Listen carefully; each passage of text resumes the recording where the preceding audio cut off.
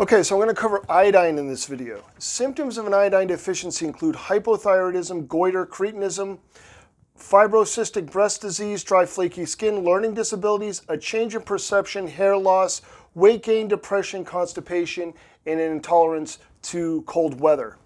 The RDA for iodine is 150 micrograms. Sources of iodine include onions, milk, dairy, anything out of the ocean. The highest sources of iodine include mackerel, mussels, and cod, strawberries, eggs, liver, kidney, beer, bacon, potato chips, and cheese. If you're going to get bacon, try to avoid the nitrates. Nitrates can actually interfere with iodine, and it can also help promote the growth of H. pylori, which can lead to ulcers and cancer. So iodine is also an antiseptic. It kills bacteria, viruses, fungi, and single-cell organisms called protozoa. It can kill candida as well as chlamydia. Other deficiencies of iodine can include a low IQ. It is one of the leading causes of a low IQ. It can also contribute to ADHD and ADD. A deficiency can also be a cause for violent behavior.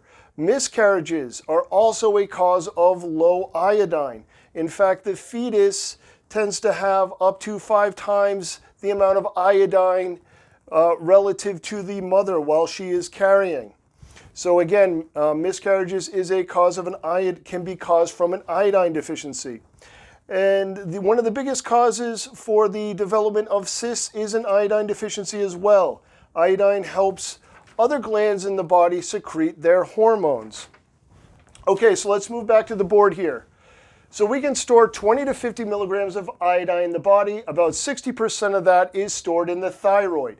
Now the thyroid gland is used to produce the thyroid hormone, thyroxine, and triiodothyronine. Now these two hormones are synthesized from a pro-hormone called Thyroglobulin. Now, thyroglobulin is a protein. It is the largest protein in the thyroid gland. It is the most abundant protein in the thyroid gland.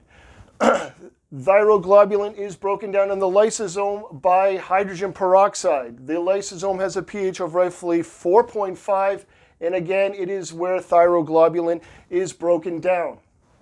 Now, to convert thyroglobulin into the thyroid hormones here, we're also going to need selenium, iron, zinc, vitamin C, glutathione, iodine, progesterone, and cortisol. Now, cortisol and progesterone are both synthesized from cholesterol. They are steroid hormones. Cortisol is synthesized in the adrenals, and progesterone is synthesized in the gonads. It is fat soluble, so it is carried by this glycoprotein transportin through the circulatory system or the blood to the thyroid gland. So we're going to need this glycoprotein again to carry these insoluble steroid hormones, cortisol and progesterone, to the thyroid for us. Okay, so when we produce our thyroid hormone and it is dumped into our circulatory system, into our blood, it is also insoluble. T4 and T3 are both insoluble in blood. Therefore, they are going to have to be carried through the circulatory system by transthyretin, albumin, thyroxine binding globin as well. Okay, so albumin, I've done a whole nother video on albumin. It's incredibly important. It is synthesized in the liver, and one of the functions of albumin is to carry our thyroid hormone through our body for us.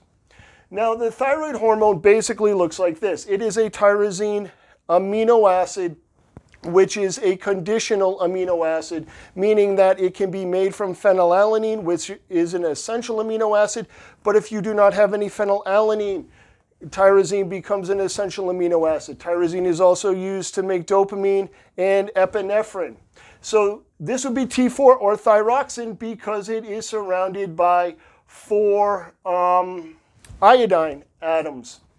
And if it was surrounded by 3, it would be T3 or triiodothyronine.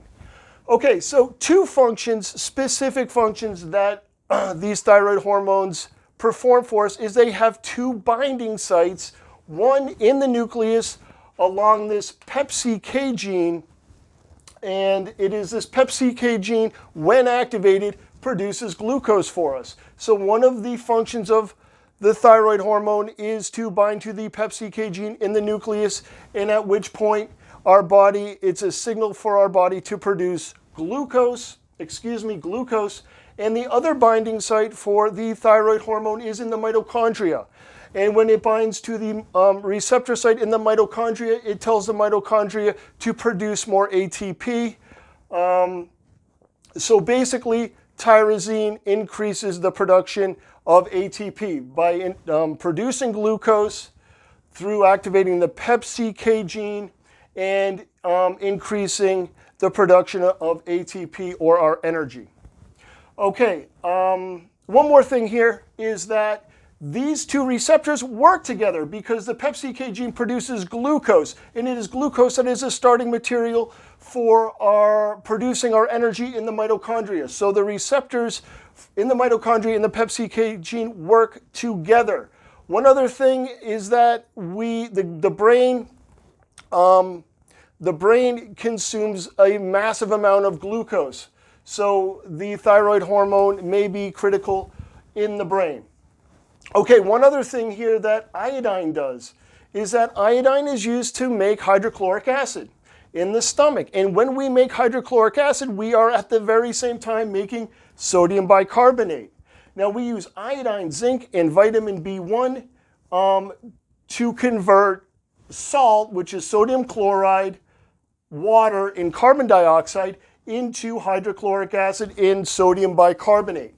Now, our hydrochloric acid is the main acid in the stomach. It helps keep the pH low so we can break down our proteins and as well as absorb our minerals. Now, a low pH in the stomach is also going to help prevent the growth of unwelcome bacteria and yeast in the stomach. So, iodine is critical for that as well.